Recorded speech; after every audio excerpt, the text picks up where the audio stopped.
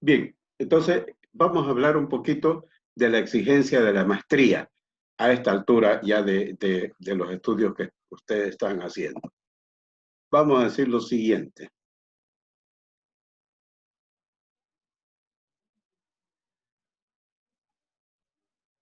¿Cuál es la exigencia de la maestría?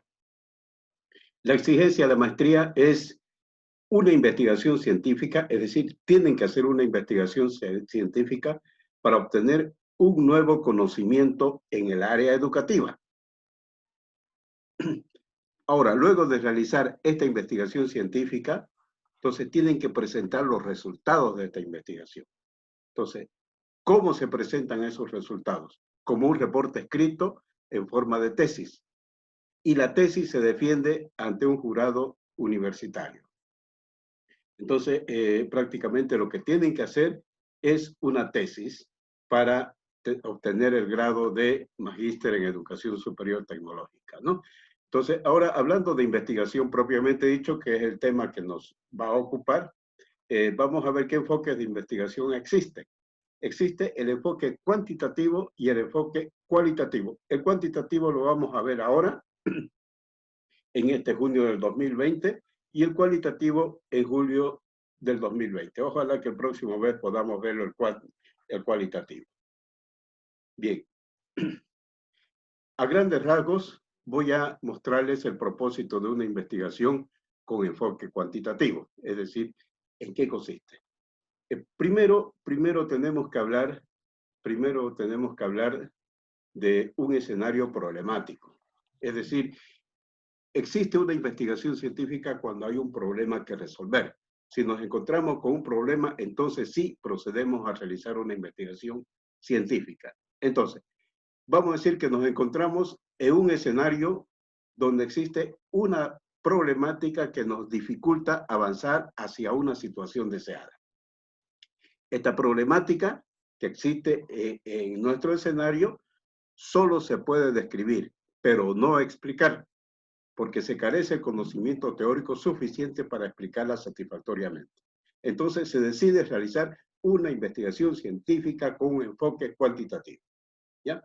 Una problemática, por lo general, se puede describir como ausencia de algo, algunas situaciones no deseadas, vacíos de conocimiento, etcétera, que nos impiden avanzar hacia una situación deseada o una situación ideal en la que queremos estar, o quiere estar nuestra empresa, o quiere estar nuestra agrupación, etcétera, etcétera. Entonces, decimos que la problemática tiene dos elementos: los problemas que constituyen la problemática en ese escenario y las relaciones que existen entre los problemas. Entonces, con base a eso, viene el primer paso de la investigación científica: la formulación de problemas. La identificación de los problemas de mayor relevancia y de las relaciones entre ellos permite jerarquizarlos en un problema principal y algunos problemas secundarios. Estos últimos surgen como consecuencia del problema principal. Entonces vamos a tener un problema principal, el mayor de todos, el cual va a causar otros problemas pequeños, a los cuales le vamos a llamar problemas secundarios. Ya, entonces esa es la formulación de problema, lo que se llama también planteamiento de problema, porque tenemos que identificar el problema. Y Einstein muy bien lo decía: si identificamos el problema correctamente o coherentemente el problema, entonces ya lo tenemos resuelto en un 70%. Entonces, es muy importante que identifiquemos exactamente el problema de la investigación que vamos a realizar. Ahora, para avanzar a la situación deseada, entonces se requiere que los problemas del escenario sean solucionados. Y para ellos se formulan objetivos, que son enunciados que expresan la acción que se llevará a cabo para contribuir a solucionar los problemas. Entonces, a tantos problemas les corresponden tantos objetivos de la misma jerarquía. Entonces, va a haber un objetivo principal, que es la formulación de la solución del problema principal. Es el logro mayor obtenido por medio de varias operaciones diferentes, unas de otras, que son los objetivos secundarios. Es decir, tenemos un objetivo principal, y para lograr ese objetivo principal lo vamos a dividir en en operaciones diferentes unas de otras, acciones diferentes unas de otras. A esas acciones diferentes unas de otras les llamamos objetivos secundarios, ¿ya? Y esos objetivos secundarios son la formulación de las soluciones propuestas a los problemas secundarios. Entonces, son logros parciales que buscan la realización del objetivo principal. Si, por ejemplo, tenemos 3 objetivos secundarios, lo logramos, lo resolvemos, o sea, concretamos esos 3 objetivos secundarios, entonces automáticamente vamos a tener el objetivo principal. Así también podemos decir que eh, una tesis de grado,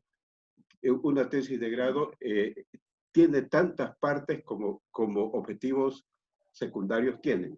Si solamente tiene 2 objetivos secundarios, entonces su tesis de grado se va a dividir en 2 partes. Si tienen 3, entonces se va a dividir en 3 partes.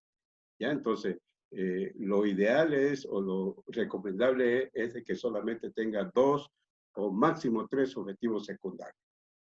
Porque si tiene 4 o 5, entonces su tesis va a ser muy, muy extensa. Bien, ya formulamos entonces los problemas, formulamos los objetivos, ahora vamos a ver cómo los concretamos los objetivos. Es decir, para cumplir o concretar los objetivos se formula una hipótesis que va a guiar las acciones que vamos a tomar para concretar los objetivos. Entonces, la hipótesis consiste en una explicación o solución provisional que permite establecer relaciones y explicaciones temporales a los fenómenos asociados al problema.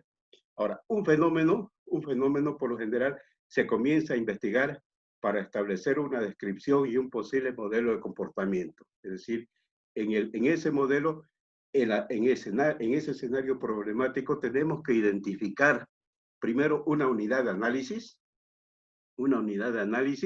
que tenga características cualitativas que puedan variar, que puedan fluctuar y su variación pueda ser medible. ¿Ya? Entonces, a estas características medibles que varían se les llama variables. ¿Ya? Entonces, una variable siempre es susceptible de ser medida. Entonces, en el fenómeno tenemos que identificar primero la unidad de análisis y luego la propiedad que varía, a la cual le vamos a llamar variable. Una vez que tengamos la variable, entonces nos formulamos la hipótesis. La hipótesis se formula en forma de enunciado afirmativo, pronosticando el valor de una variable o vinculando 2 o más variables, ¿no? Algunos casos se llaman variables correlacionales, o en otros casos está la variable dependiente y la independiente. Y la hipótesis va a correlacionar estas variables. Entonces ya tenemos la hipótesis. La hipótesis nos va a guiar a la investigación y la hipótesis tiene que ser validada, porque es lo que estamos suponiendo. El problema se debe a esto, entonces tenemos que demostrar que se debe a eso. Y para eso, en primer lugar, vamos a recolectar datos. Vamos a hacer la recolección de datos. Entonces, la recolección de datos se ejecuta, primero se ejecuta un plan para recolectar datos. Estos datos que vamos a recolectar nos van a permitir comprobar el grado de validez de la hipótesis, es decir, validar lo que nosotros suponemos que con lo cual se puede solucionar el problema. Entonces, recolectamos datos e inmediatamente, bueno, dice que recolectar datos es equivalente a medir, ¿ya? Entonces, recolectar datos quiere decir medir las variables. Entonces, se miden las fluctuaciones de las variables contenidas en la hipótesis. Esa es la recolección de datos. ¿Y qué hacemos con esos datos recolectados? Los analizamos. Viene la etapa de análisis de datos, donde se realiza el análisis estadístico de los datos recolectados para generar resultados que aporten evidencia en favor de la hipótesis o en contra, ¿ya?